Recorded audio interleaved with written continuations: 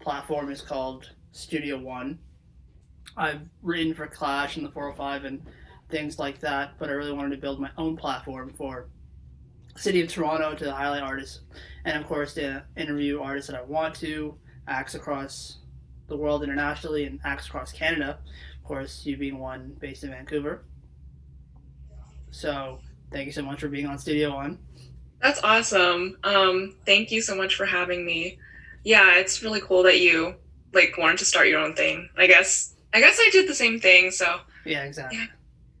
In the same vein. But yeah, before we begin, can you briefly introduce yourself and then we'll get started? Yeah, so my name is Jennifer, I go by Gen Z for music, and I'm also a YouTuber. So I do a lot of different things, but I just released a new song, Falling to Your Knees. Yeah. Cool. With all the interviews that I've been doing for the past 5 or 6 months before I really start, I asked how are you doing, with quarantine and COVID and things like that. So before we really start, how are you doing? Um, I mean, I feel like at the beginning of the pandemic, I was like, oh, I'm actually doing fine because I'm a huge introvert and I just love spending time by myself inside. But now that it's been like 8 months, I'm Yeah. like, no, I'm kind of ready to get out. Yeah. But I mean, I feel like it does make me feel better that I mean, we're all kind of like stuck in this together. So, yeah, I just hope that December doesn't hit us with something new and we can make it through 2020. Yeah. Yeah. I looked at it the same way. For me, I was all right. I'll just watch a ton of movies, and I'll be fine. And then when you get to 10 or 15 or 20 movies, you're like, okay, this is Yeah, too for much, sure. too much. But yeah. So I know you grew up in Vancouver. Can you talk about what it's like being in Vancouver, and on the music side? I know YouTube and things like that, but on the music side, who were you listening to growing up? Who were the artists? Yeah. I mean, I honestly just grew up listening to the radio. I feel like every other kid. So a lot of like Avril Lavigne and Nickelback, Yeah. and Mariana's Trench and Headley and that kind of stuff. A lot of like that punk rock of the 2000s, and also just a lot of pop. I'm a big fan of pop, so that's what I mainly make. So yeah, just really like that like upbeat, catchy hook Yeah. type of thing. Yeah. And of course, you played piano for so many years, and you were in the choir and things like that. How has those things helped out with your music that you're making now? I think it helped a lot. I've played piano for maybe like 16 years at this point. So I was classically trained, and I think it definitely helped me a lot with learning new instruments and just knowing music theory and that kind of stuff. Um, but I don't like singing was something that I always liked doing, but I was really too shy to do it back then. Yeah. And now I'm like still trying to warm up to it and like perform in front of people, but it's something that I've always wanted to do. And so I think doing all of these like musical pursuits beforehand was just prepping me for this. And I don't know, I think it makes me more well-rounded as an artist to know like different aspects, not just songwriting, but also how to create my own chords and track. And yeah. For sure. And I read, that you had this back in the day music channel or sing channel, but right before, you created the YouTube channel and, things like that. As you grew as a YouTuber and the numbers started growing, do you always have it in the back of your head? I know you released a few songs, but did you always have it in the back of your head I'm gonna revisit this and really hone into my music career at some point? Did you have that in the back of your head as your YouTube started to grow? I think for the first couple of years, I didn't think about it because I was so traumatized from that first music channel. Yeah. And I was just really focused on building the YouTube channel. But after I did it for like 4 or 5 years, I was like, I kind of want to branch out and go back to my roots in a sense. And so that's when I got back into like singing and songwriting, and just dabbled around to see if I was good at it. Yeah, I've always really loved artistic things, and songwriting and music is one of the only ways that I feel comfortable expressing myself, because I'm not very good at communicating through just like speaking to people, I guess. So it's really like a cathartic process for me to just be able to sing about feelings, I guess. Yeah. And it's interesting too, because even for me, having a YouTube channel and having my face out there and things like that, when it came to my career, I would do interviews online and print, and I always shied away from the video. I didn't really want to do video, but of course I've grown into that with this platform. For you, when it comes to being a YouTuber and putting yourself out there, it seemed like a path for you in terms of being comfortable in YouTube. Why is it with music, I guess? Is it because it's so personal that it's kind of been something that you've introverted into yourself? I think it took the 7 years of being on YouTube to really allow me to like come out of my shell, because when I did my first channel, the singing channel, I really wanted to sing and do that whole artist thing, but I was so shy and introverted that I just couldn't continue doing it. I was just so nervous. And so I've been able to build a lot of confidence and grow as a person. Just being able to speak in front of a camera even. And I would always like write songs here and there throughout the years, but I think it was through the confidence and courage that I built throughout the years that I was able to release something. And I mean, I'm really glad that it paid off and people have a really positive response to my stuff. So, I mean, it could have gone the other way. So, thankfully, I'm still here. So, when it comes to releasing music and releasing videos, do you have that feeling where you're releasing it and you're like, oh my God, it's out and people are seeing it? Or are you like, oh my God, it's out, I feel really great? How is your comfortability with, of course, just releasing the music? Yeah, so with this past release, Falling to Your Knees, I was like really excited about it for probably like the month building up, filming the music video and creating all of the content, making it like ready to release. But it was like the 2 hours before release that I was fully freaking out. I was like, I need to abort this. Yeah. I'm gonna run away. Like, this sounds so bad. No one's gonna like it. But thankfully I already like scheduled the release a long time beforehand, so I couldn't abort it. And by the time it came out, I was like, well, I guess it's in the world. And after that, I actually felt a lot more relieved, and just seeing all of the positive comments about it and like people streaming it, it just, I really needed that. Yeah. Because I feel like we're all our own biggest critics, and listening to the song again right before release, I was like, oh, I should have changed this. Yeah. But I feel like we're always going to be like that as artists. Sure. And of course, there's significance to the song too. You made it because you saw negative comments towards you and things like that. On that note, when it comes to the song, how did it feel, the catharticness in that, like releasing the song because of the comments that you've been getting? But on the flip side to that, how has it been for you as a YouTuber to see comments, going back to the idea of putting yourself out there? Yeah. So I wrote this song in, I think March to May-ish. I don't remember exactly when, but it was at the start of the peak of the pandemic. So I was receiving, it was kind of a hard situation to navigate, because I had never really received that many like explicitly racist comments before.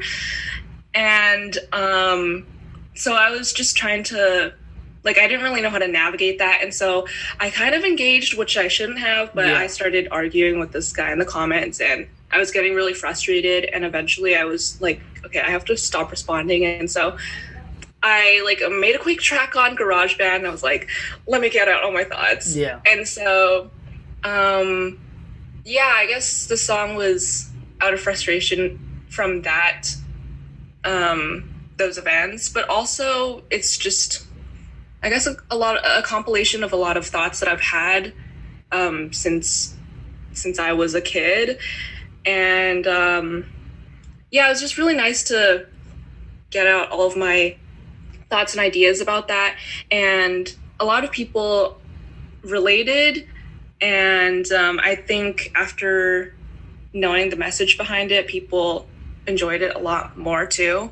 And I just hope that, because I know not everyone has to deal with this. So I just hope that anyone listening brings some sort of empowerment from the song into their lives in any aspect that they need it for. For sure. So when it comes to your career and you as a person in itself, how important is songwriting then to you? It seems like it's therapeutic and things like that, and it's way you work around issues in your life. So as an artist, to pose the question, how important is songwriting to you? I mean, it's so important to me. Yeah, like I said, I'm not the best at communicating through, I guess, words, which is ironic because lyrics are words, but in a sense it's more well crafted and more intentional, I think. And there's more weight behind every word because, I mean, you only have like a 3-minute span of time. And also just pairing it with a melody, I mean, it can change a lot of meanings, and just like, yeah, it's a really fun process for me, but also therapeutic. Yeah. So I always love songwriting and creating songs, and it's like, it's a super fun process to go through. And so for this song, it was really interesting. I wrote this song in like a day, whipped up a track on GarageBand, and I actually recorded it in my bedroom, just with my voiceover mic for my YouTube videos, and I used a bunch of like blankets and pillows to absorb sound. Yeah. So super low budget and like DIY vibes, but I feel like that's what's fun about it. And on that note too, you mentioned GarageBand a few times. In our generation, the internet is still relatively new in a sense. Talk to me about how much the internet has been useful in your career. I know that's kind of a simple weighted question, but it really isn't, because GarageBand 20 years ago didn't exist, let alone YouTube and things like that. For you, how important is it to be able to do things DIY? And of course, it's helped you so much. Yeah, I think it's so important to this generation. And I feel like for me, growing up, I always wanted to be on like Disney Channel and that kind of stuff. And I feel like a lot of kids wanted to. For sure. But for me, I don't know, I just didn't really see a lot of people who look like me on TV. And so I feel like making a YouTube channel and posting YouTube videos was me creating an opportunity for myself instead of having to wait for someone to give them to me. And I think that through social media and the internet, so many people can create these opportunities for themselves.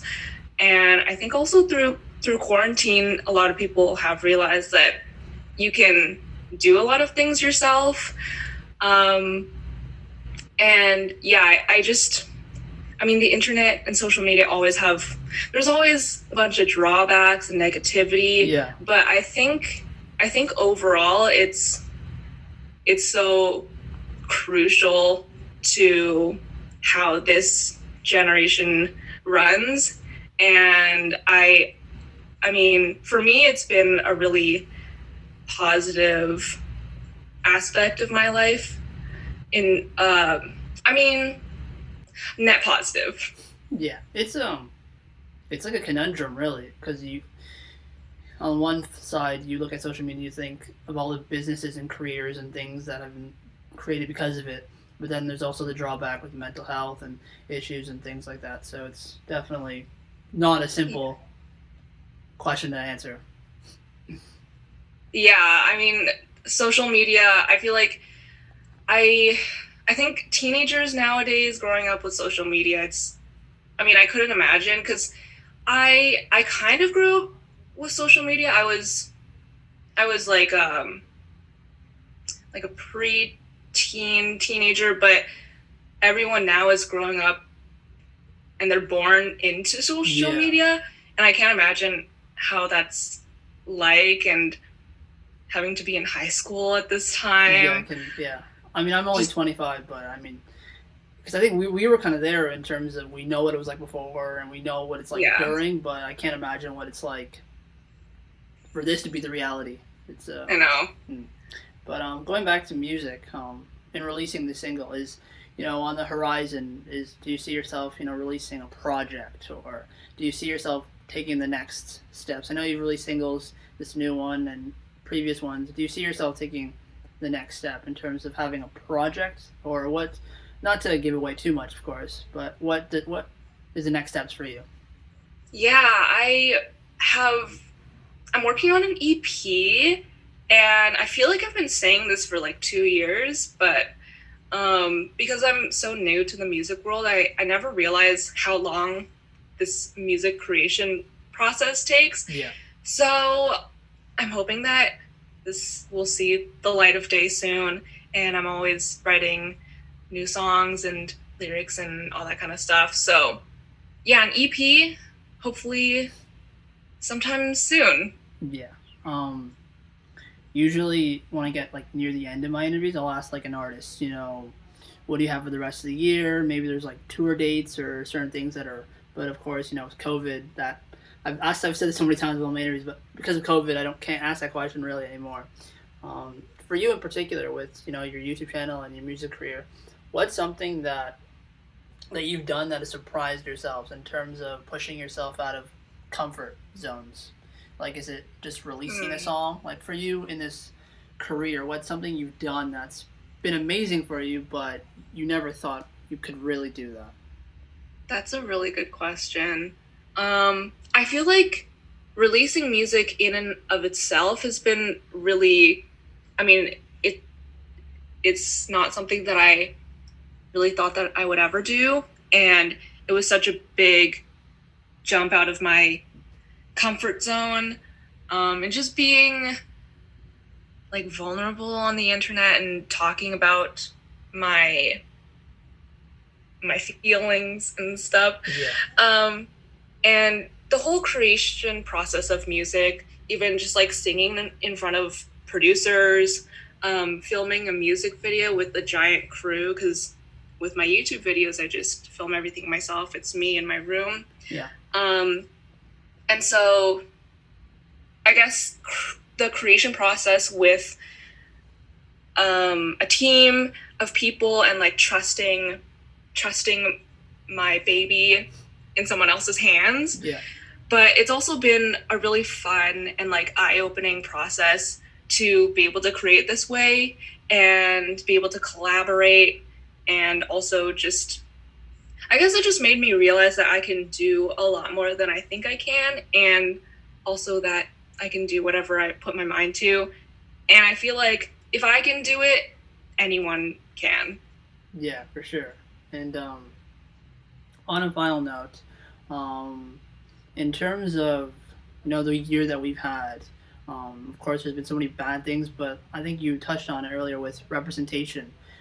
Talk to me how important it is because given the fact that you said Disney Channel back in the day didn't have like Asians in that show that you could relate to. I think for you as a YouTuber, touching on that, with the success you had in your career, how important for you personally is representation, and how does it feel kind of being a representation of people looking at you and saying, I can do it, in terms of the YouTube career, and of course eventually when it comes to your music, people will definitely look at you and say, I can do that too, how does that feel?